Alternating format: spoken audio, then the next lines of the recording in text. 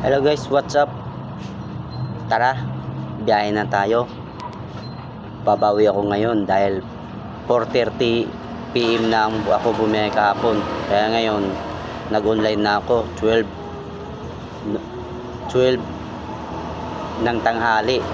Kaso hanggang ngayon wala pa pumasok ng booking sa akin. Siya nga pala, nandito ako ngayon sa Sahod Ulan.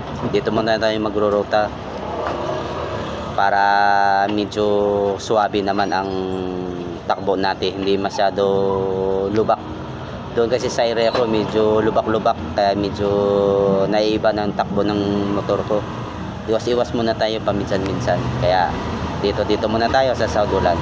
Kaya kayo guys, kung bumabiyahe na kayo, ingat-ingat na lang kayo at God bless sa inyo. At palagi uminom ng maraming tubig dahil sobrang init masyado. Okay guys, bye bye you.